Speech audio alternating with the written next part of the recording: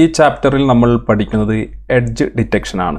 Edge detection എന്നതുകൊണ്ട് ഉദ്ദേശിക്കുന്നത് നമ്മളൊരു ഇമേജിലെ ഒരു ഒബ്ജക്റ്റിൻ്റെ ബൗണ്ടറീസ് ഈ ഒരു രീതിയിൽ കണ്ടെത്തുന്നതിനെയാണ് അല്ലെങ്കിൽ ഡിറ്റക്ട് ചെയ്യുന്നതിനെയാണ് നമ്മൾ എഡ്ജ് ഡിറ്റക്ഷൻ എന്നതുകൊണ്ട് ഉദ്ദേശിക്കുന്നത്. സോ നമ്മുടെ ഇമേജ് പ്രോസസ്സിങ്ങിൽ അല്ലെങ്കിൽ കമ്പ്യൂട്ടർ വിഷനിൽ വളരെ ഇമ്പോർട്ടൻ്റ് ആയിട്ടുള്ള ഒരു ടെക്നിക്കാണ് എഡ്ജ് ഡിറ്റക്ഷൻ എന്ന് പറയുന്നത്. സോ നമ്മൾ ഈ ഒരു OpenCV നമ്മൾ ഉപയോഗിക്കുന്നത് CV.Canny എന്ന് പറയുന്ന അൽഗോരിതം അല്ലെങ്കിൽ ഈ ഒരു ഫംഗ്ഷനാണ് നമ്മൾ ഉപയോഗിക്കുന്നത്. സോ ഈ ഫംഗ്ഷനെ കുറിച്ച് കൂടുതൽ അറിയണമെങ്കിൽ നമുക്ക് OpenCVയുടെ ഡോക്യുമെൻറ്റേഷൻ ചെക്ക് ചെയ്യാം. സോ Canny എഡ്ജ് ഡിറ്റക്ഷൻ്റെ ഡോക്യുമെൻറ്റേഷനാണ് നമ്മളിവിടെ കാണുന്നത്. ഇതിൽ ഉപയോഗിച്ചിട്ടുള്ള ടെക്നിക്കും ഫംഗ്ഷൻസും എല്ലാം നിങ്ങൾക്കിവിടെ കാണാൻ സാധിക്കും. ശരി, ഏത് രീതിയിലാണ് ഇത് കണ്ടെത്തുന്നതൊക്കെ നിങ്ങൾക്കിവിടെ കാണാൻ സാധിക്കും. സോ നമുക്ക് ഈ കാര്യങ്ങളൊക്കെ എങ്ങനെ ചെയ്യാമെന്ന് നോക്കാം. സോ നമ്മൾ VS Code ഓപ്പൺ ചെയ്യുന്നു. സോ നമ്മളിവിടെ പപ്പി എന്ന് പറയുന്നൊരു ഇമേജാണ് ഓപ്പൺ ചെയ്തിട്ടുള്ളത്. സോ നമ്മൾ ഇത് സേവ് ചെയ്ത് നമുക്ക് റൺ ചെയ്ത് കഴിഞ്ഞാൽ ഈ ഒരു രീതിയിൽ നമുക്ക് ലഭിക്കുന്നതായിരിക്കും. ഈ ഒരു ഇമേജിൻ്റെ എഡ്ജാണ് നമ്മൾ ഡിറ്റക്ട് ചെയ്യാൻ പോകുന്നത്. സോ നമ്മൾ ആദ്യമായി ചെയ്യേണ്ടത് നമ്മളിതിനെ ഗ്രേ സ്കെയിലിലോട്ട് കൺവേർട്ട് ചെയ്യണം. സോ നമ്മളിവിടെ ഗ്രേ CV.CVT കളർ നമ്മൾ ആദ്യത്തെ ഏത് ഇമേജാണോ നമ്മൾ കൊടുക്കുന്നത് കൺവേർട്ട് ചെയ്യുന്നത് ആ ഇമേജിൻ്റെ വേരിയബിൾ നെയിം കൊടുക്കുന്നു. അതിനുശേഷം CV.VGR2 ഗ്രേ എന്ന് പറയുന്ന ഈ ഫംഗ്ഷൻ സെലക്ട് ചെയ്യുന്നു, സേവ് ചെയ്യുന്നു. സേവ് ചെയ്ത് നമ്മൾ ഇനി ഈ ഒരു ഗ്രേ സ്കെയിൽ നമ്മൾ ഓപ്പൺ ചെയ്ത് കഴിഞ്ഞാൽ നമുക്ക് ഒരു ഗ്രേ സ്കെയിൽ ഇമേജ് ആയിരിക്കും ലഭിക്കുക. ഈ ഒരു രീതിയിൽ ഗ്രേ സ്കെയിൽ ഇമേജ് ആയിരിക്കും ലഭിക്കുക. നമ്മൾ ഇവിടെ വീണ്ടും ഇമേജ് തന്നെ കൊടുക്കുന്നു. ശേഷം നമ്മൾ ചെയ്യേണ്ടത് നമുക്കിതിനെ എഡ്ജ് ഡിറ്റക്ട് ചെയ്യണം. സോ അതിന് നമ്മൾ എഡ്ജ് എന്ന് പറയുന്ന ഒരു വേരിയബിൾ ക്രിയേറ്റ് ചെയ്യുന്നു.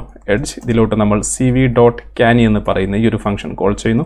ഇതിലാദ്യമായി നമ്മൾ കൊടുക്കേണ്ടത് നമ്മുടെ ഇമേജാണ്. സോ നമ്മൾ നമ്മുടെ ഇമേജ് എന്ന് പറയുന്നത് ഗ്രേ ഇമേജ് ആണ്. ഗ്രേ കൊടുക്കുന്നു. അതിനുശേഷം നമുക്ക് 2 ത്രെഷോൾഡ് കൊടുക്കണം. മിനിമം ത്രെഷോൾഡും അതുപോലെ മാക്സിമം ത്രെഷോൾഡും. ഇവിടെ വന്നു കഴിഞ്ഞാൽ നമുക്കിവിടെ ഡോക്യുമെൻറ്റേഷൻ നോക്കിയാൽ കാണാം ഹിസ്റ്റീരിസിസ് ത്രെഷോൾഡിംഗ് എന്ന് കാണാൻ സാധിക്കും. ഇതിൽ മിനിമം വാല്യൂയും അതുപോലെ മാക്സിമം വാല്യൂ ഉണ്ടായിരിക്കും. ഈ ഒരു ത്രെഷോൾഡ് കൊണ്ട് ഉദ്ദേശിക്കുന്നത് നമ്മുടെ ഗ്രേഡിയൻറ്റ് ഇൻറ്റൻസിറ്റിയാണ്. അതായത് നമ്മൾ മിനിമം വാല്യൂ മാക്സിമം വാല്യൂ കൊടുത്തു കഴിഞ്ഞാൽ മാക്സിമം വാല്യൂവിന് മുകളിലുള്ളതൊക്കെ എഡ്ജസ് ആയിട്ട് കണക്കാക്കും. അതുപോലെ മിനിമം വാല്യൂവിന് താഴെയുള്ളതൊക്കെ നോൺ എഡ്ജസ് ആയിട്ട് കണക്കാക്കും. ഇതിൻ്റെ ഇടയിലുള്ള ഈ ഭാഗം അത് ഒരു കണ്ടിന്യൂസ് ലൈനാണ്, കണക്റ്റഡ് ലൈൻ ആണെങ്കിൽ നമുക്കത് എഡ്ജായിട്ട് ലഭിക്കും, അല്ലെങ്കിൽ അത് ഒഴിവാക്കുന്നതായിരിക്കും.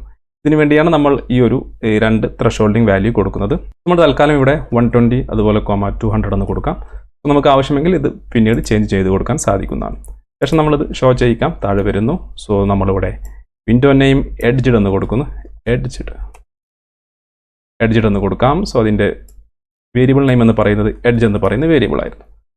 സേവ് ചെയ്യാം. നമുക്ക് റൺ ചെയ്ത് നോക്കാം.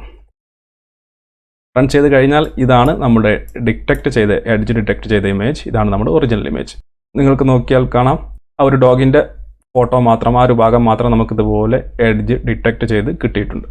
നമുക്കിതിൻ്റെ ഈ ഒരു വാല്യൂ നമുക്കൊന്ന് ചേഞ്ച് ചെയ്ത് കൊടുത്ത് നോക്കാം. സോ നമുക്കിതിന് ഒരു 50 കൊടുക്കാം. 50 to 200 കൊടുക്കാം. നമുക്കതിൻ്റെ മാറ്റം മനസ്സിലാവുന്നതായിരിക്കും. സോ ഇപ്പോൾ നമുക്ക് ഒരുപാട് എഡ്ജുകൾ താഴെയും ഇവിടെയും ഒക്കെ കൂടിയിട്ടുണ്ടായിരിക്കും. ഈ രീതിയിൽ നമുക്ക് എഡ്ജ് ഡിറ്റക്ഷൻ ചെയ്യാം. സോ നമുക്ക് മറ്റൊരു ഇമേജ് കൂടി കൊടുക്കാം.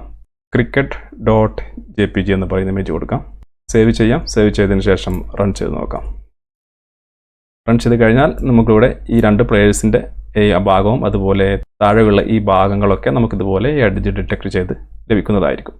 അതുപോലെ നമുക്ക് മറ്റൊരു ഇമേജ്, ഈ ഒരു ഷേപ്സ് എന്ന് പറയുന്ന ഈ ഒരു ഇമേജ് നമുക്ക് കൊടുത്ത് നോക്കാം. സോ നമ്മളിവിടെ